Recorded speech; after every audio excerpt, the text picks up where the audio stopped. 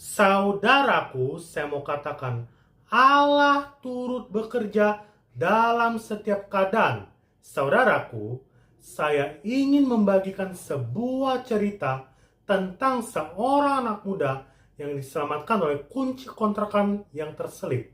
Jadi ceritanya, ada seorang anak muda yang buru-buru berangkat ke tempat kerjanya, tetapi dia tertahan karena harus mencari kunci kontrakannya yang terselip dan tidak ditemukan pada tempat biasanya.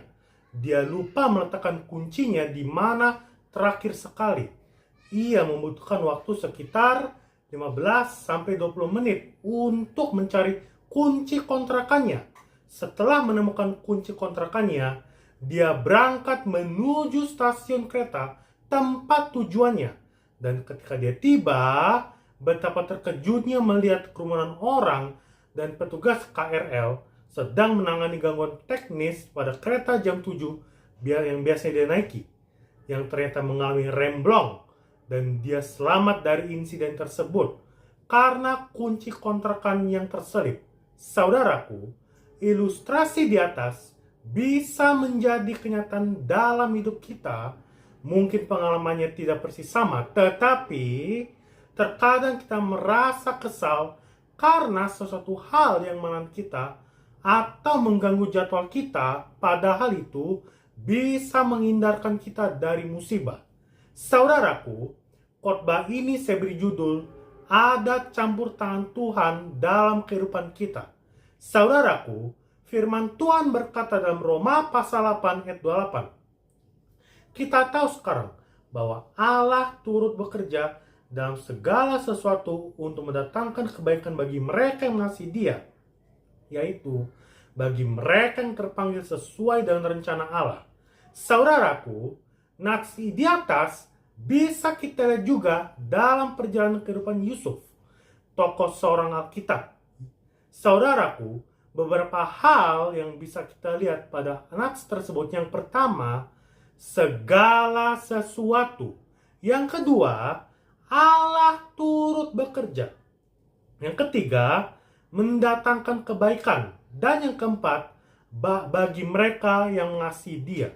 Yang pertama, segala sesuatu. Saudaraku, seperti apa dari ilustrasi di atas, kita melihat anak muda itu mengalami kesulitan karena terlambat berangkat, karena harus mencari kunci. Tetapi ternyata dalam kesulitan tersebut, tangan Tuhan bekerja dan menghindarkan pada bencana yang terjadi di kereta api. Demikian juga ketika Yusuf difitnah oleh istri Potifar sehingga dia masuk penjara, tetapi melalui kehidupan di penjara dia bisa menjadi orang kepercayaan raja.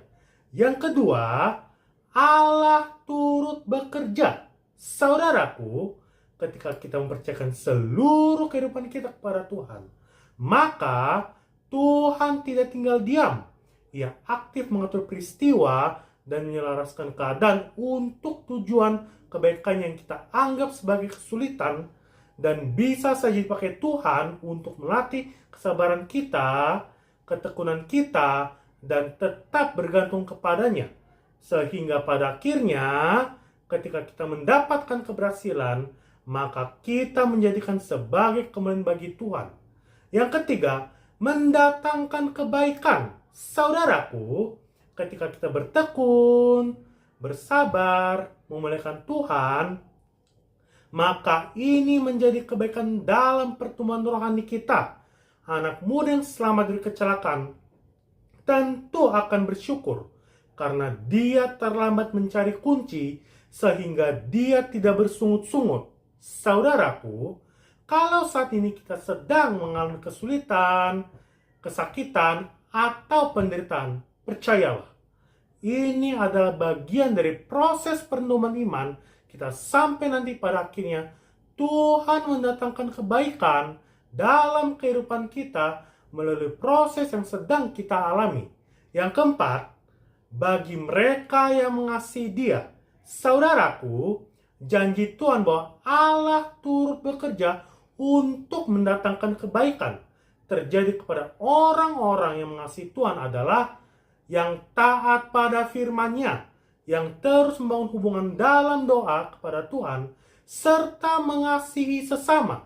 Saudaraku, ketika kita mengalami kesulitan, hambatan, atau penderitaan, percayalah, ada campur tangan Tuhan dalam kehidupan kita untuk mendatangkan kebaikan. Tuhan Yesus memberkati kita.